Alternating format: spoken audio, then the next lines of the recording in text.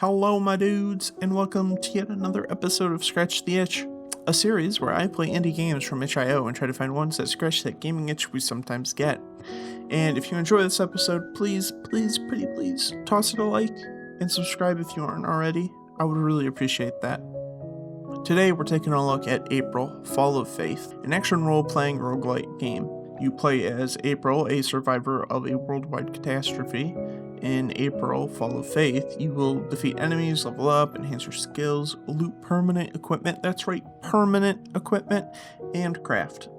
The game also features a dimensional shift ability, which is pretty cool. It allows you to solve puzzles and defeat dimensional beings. The game is a roguelite, so when you die you lose your levels, but not your equipment, hence the permanent equipment bit. I think at this point I have a thing for this type of game. This is the third one I've reviewed now, but they're all so good in their own ways. Unlike Coleman's Quest, this one does have roguelite features. Death means your levels are reset, but you still retain equipment you've earned. This allows you to get through the game much quicker, allowing you to fight the boss sooner and just progress the overall story, I guess, if there was a story past the boss, which there currently isn't because it's a demo. I digress. I don't play many roguelites or roguelikes, but when I made a wrong move in the boss area and had to start over, I was kind of bummed, like, oh man, this sucks. But then I remembered it's a roguelite and I had all my equipment still, so I was quite happy about that. I immediately set out with an idea in mind with how I want my character to function in the second go around, and that was crit and attack speed, and I was able to do just that because I had the equipment. Made it to the boss with a single hit's worth of health. I was so close to death, and because I was a crit and attack speed build, I was able to kill the boss very quickly, like stupid quickly. So I guess what I'm really getting at in this 1 minute portion of good stuff is that I really enjoyed that I could build based on the equipment I had earned in my first playthrough.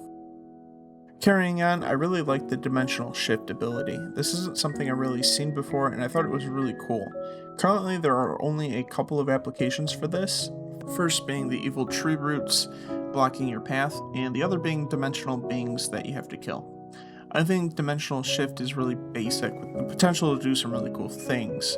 Right now, you use it to make tree roots shrink so you can move past them, but the concept at its core is actually really cool because it allows you to give some depth and uniqueness to the puzzles in the world. And I look forward to how the developers approach using dimensional shift in the completed game. Also, will there be a dimensional being boss you have to fight? Because I think that'd be really cool. Somewhat challenging because you have to manage how many actions you have, but I mean, that would be a pretty badass fight. I loved the boss fight. Took me a minute to figure out what I needed to do and what mechanics he had, but for the first boss, he was a fun fight. Use of the dimensional shift ability was actually really appropriate and well done. I mean, just because the past levels the general theme, I guess, of the first area was that roots were blocking your path, and so having that mechanic built into the boss fight I thought was a really nice touch. Overall, I really enjoyed the fight and was glad it wasn't just a tank and spank type deal, though I do wish he was slightly harder or had another mechanic thrown into the mix. I do want to mention the game's art, more specifically some of the effects they are employing. They're really cool. Seeing the shadow of my character with the campfire light, the glow effect on my arm, and some things like that, I thought those were really neat. Especially also the tree leaves, the way they were moving was a nice touch, and if I'm honest, I think the dimensional shift effect is really sick. And a quick shout out to the audio settings that were already set up.